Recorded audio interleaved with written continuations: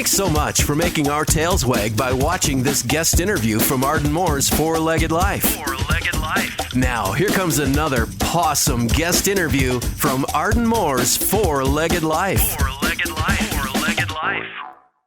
Pause up, pet pals. Welcome to Arden Moore's Four-Legged Life show. I'm your host, Arden Moore.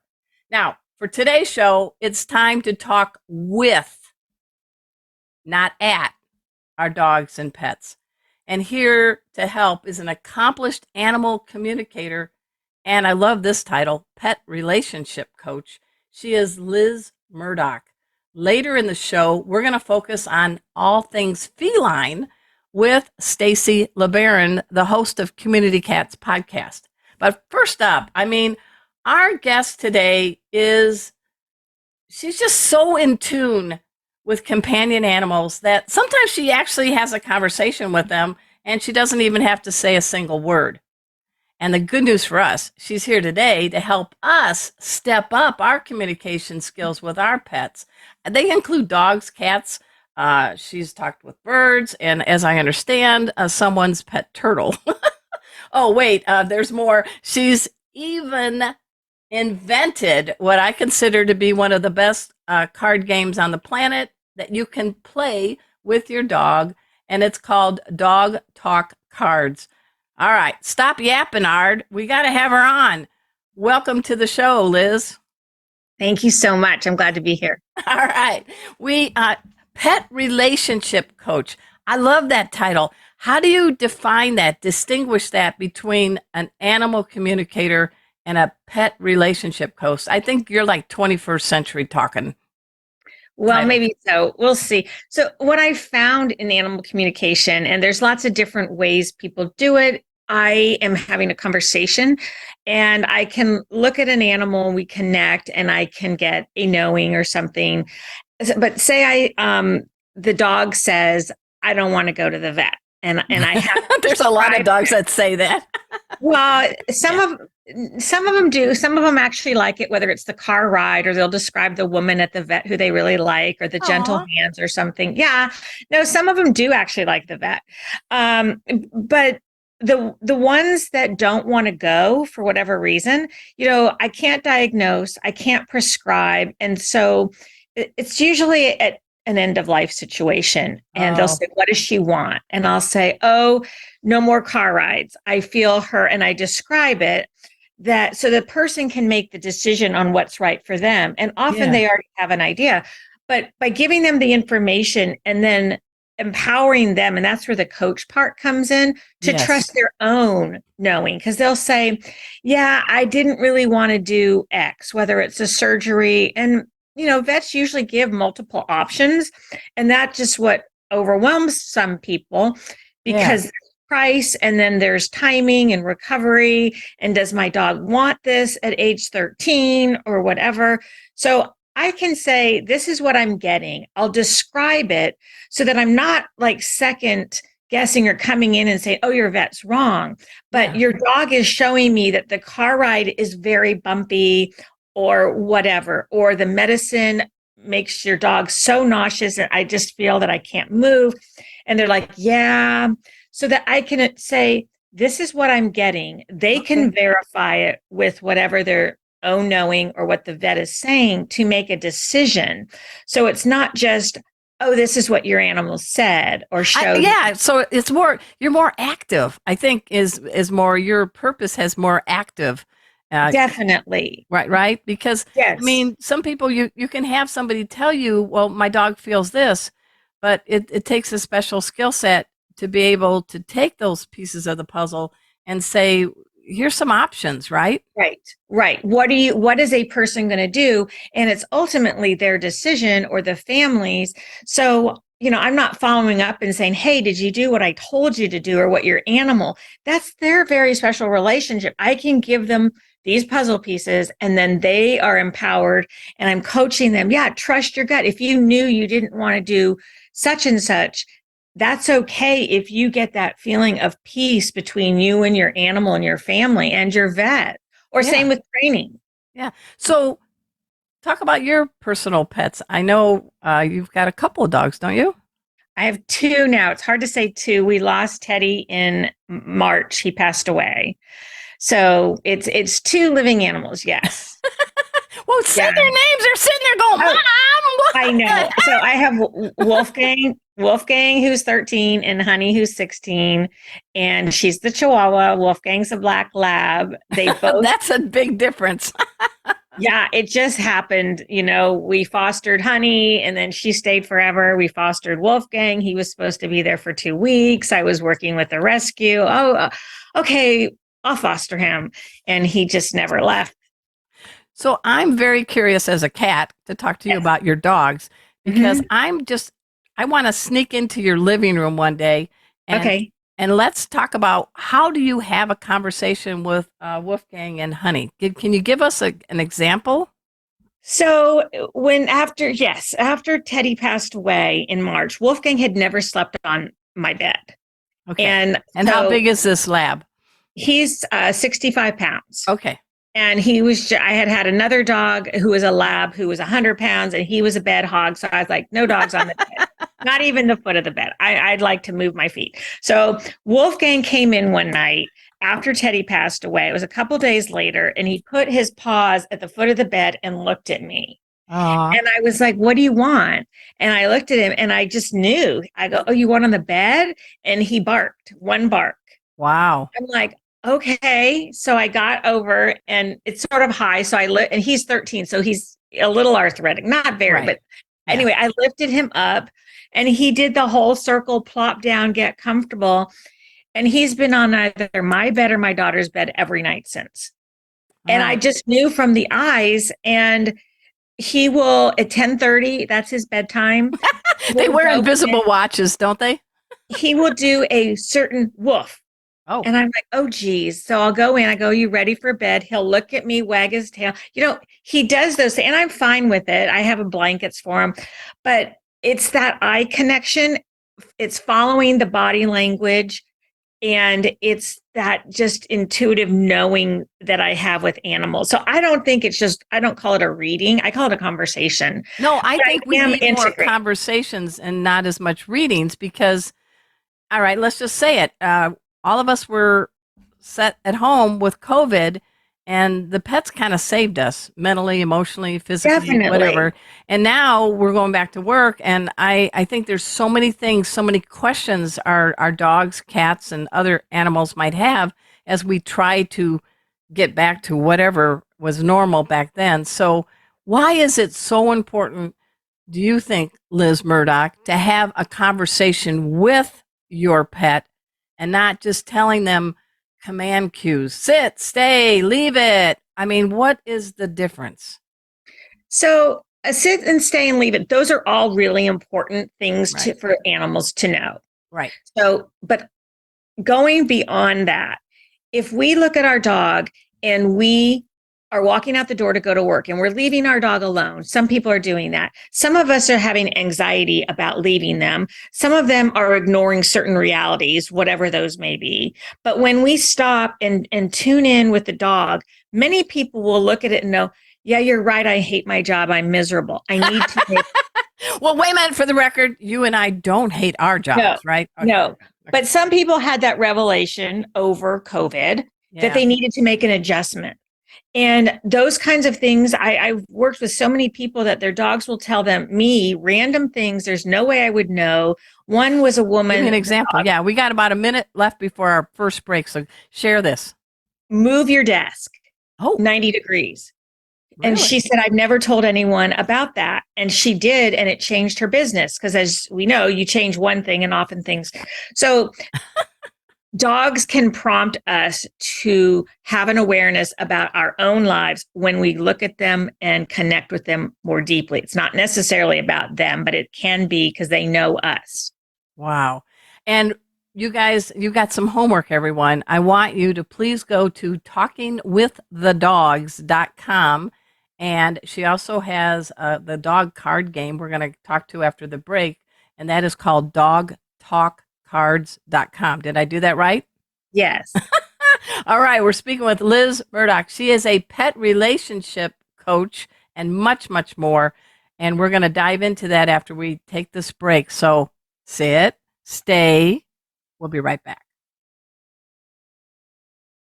Welcome back to Arden Moore's Four-Legged Life Show. Yep, that's me, Arden Moore, and we're talking with Liz Murdoch. She is a pet relationship coach, and she has a podcast, and she also is an inventor. Many of us were playing a lot of board games over the holidays, I'm betting, but here's one that I think you can play year-round, and it's called Dog Talk Cards. All right, good. For all you YouTubers out there that are on my channel, thank you. Tell your pals, go to Arden Moore YouTube channel. Liz, you created a game? Tell us about Dog Talk Cards. I love this. So what I realized is when I have chat sessions with my clients, they'll say, does my dog know that I love him? And I was amazed at how many people didn't know that. Wow. And I will tell them things and they're like, yeah, I never really noticed such and such. Or I'll talk about the dog's favorite treat if that's what the dog brings up. Oh, that they really like the scrambled eggs. I've had about 4 dogs talk about scrambled eggs. Scrambled eggs for 200, please. Okay. Exactly. So I created these cards that people can do, like you and I could do together. Here's one. Let's play a little quick game. So share a fun fact about your dog. Okay. Kona will circle when I give her the cue through my legs, and if I tap my thighs, she jumps into my arms. But I have to be careful because if I do that and I'm not looking, she'll knock me over. Oh, yeah. Okay, so I can then answer the same one. So share a fun fact about my dog. Wolfgang always carries his leash to the gate when he wants to go for a walk. He will carry, I have a front gate, he'll carry it out. So let's analyze that. So what is that conversation? They're like conversation starters. Yes. So for me to share with the players in the game what Kona does and you sharing what Wolfgang does, what's happening here? So individually, we're both being reminded of special, unique things that our dogs do. I like that. Okay. So we each have a personal benefit. Then you and I get to know each other better and our dogs better. I like that. That. It just lingers. We did this in a group, a Zoom group room, and we went around, and it was shots. No, just kidding. Well, you could, but we all got to know each other better, and we'd been on the Zoom call, every other week for a while. Are you kidding? So tee this up. So. There's a lot of pluses to Zoom. I'm not going to cut down Zoom. We're on Zoom right now. But so tell us what happened. So it was a Christmas kind of holiday party, and we wanted to do some fun activity. So we did the games, and it was pet people. So there were a group. So I would pick the person A, she went, and then she would pick the next person. Nice. So we mixed it up. It wasn't just sitting there, me talking and picking different people. It was very interactive, which we like. And then, how do you talk to your dog? Some people, hey, baby. Other people like, get off the couch, stupid. And they think it's endearing, but dogs don't like that. It's not endearing. So anyway, so when people start sharing, often they drift off into a thought, not too long. I mean, people get it, but you start thinking, how do you talk to your dog? Oh, I should stop calling him stupid. I just started. I don't think he minds. But then, he does. It's like people make subtle changes. And, in my chat sessions, I tell people, don't tell me anything about your dog because I want you to be blown away that I'm getting specific information. But people love to talk about their dogs and they don't get to enough.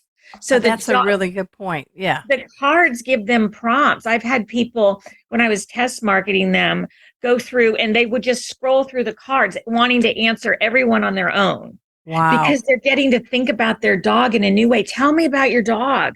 Who doesn't like that question? I like that. Now, your background, we got to get this. I mean, I know you felt you had this intuitiveness about you since you were a kid, but you also have a master's degree, right? I do. I have a master's in international education with an emphasis in communication because I always wanted to bring people together. I've loved the international environment. I speak other languages. I've lived in other cultures. What are some of the languages? Spanish, French, and Italian. Wow. Wow. And what are some of the countries? France and Italy. Nice. Mhm. So communication is key to you. And, so how do people find you? How do people reach out to you? Tell us about Well, that, because you do different ways to help us out I with our I communication do. for pets. So yeah, a lot of people like to go to Instagram, Mhm. talking with the dogs, and Okay. DM me. Just the nature of the work. They like to get close that way. People email me, hello at Liz Murdoch, or go to talking with the dogs and .com is another great way to get more detailed information if someone's thinking about, well, I want to learn more about a chat session. Is this weird? How does it work? I've never done it.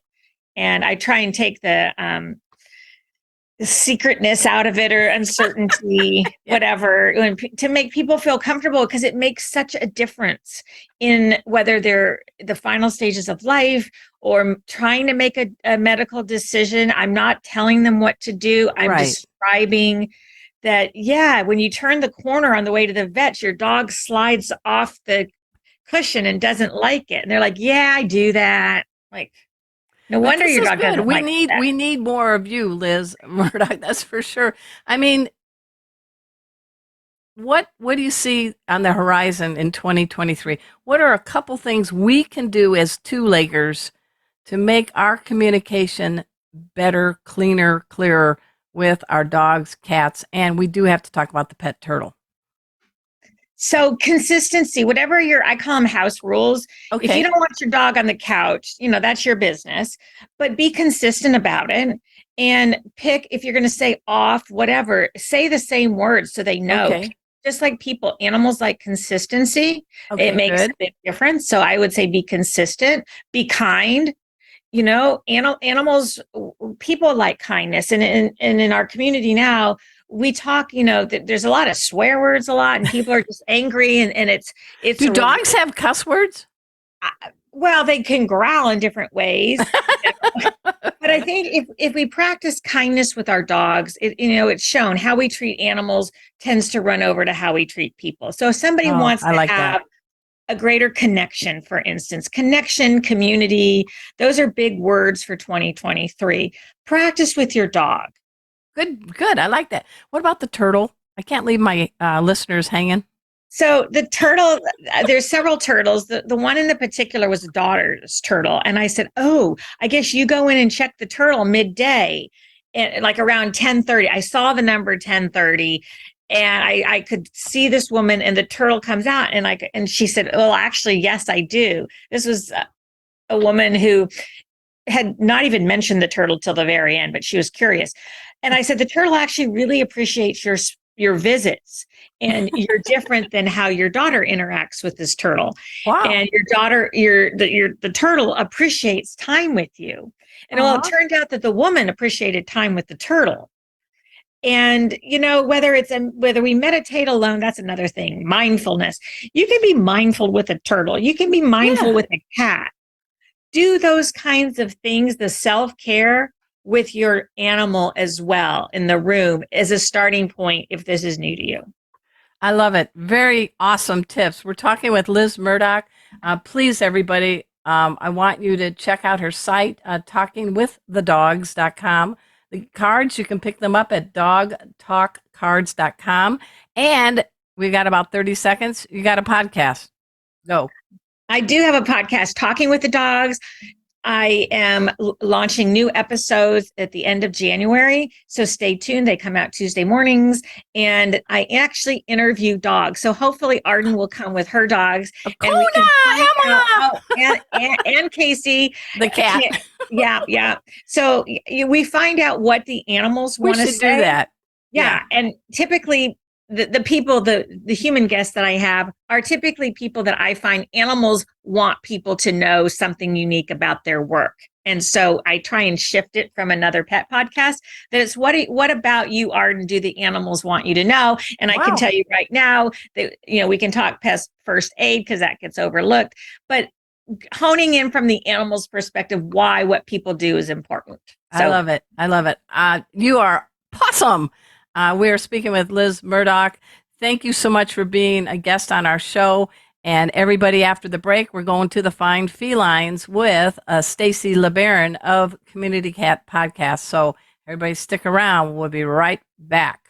Pause up, pet pals. Thanks for watching. If you liked my video, please hit the like button. Also, subscribe to my channel. I want to keep providing you with great guests, special first aid tips, and yes, more videos of these guys. See you next time. Pause up!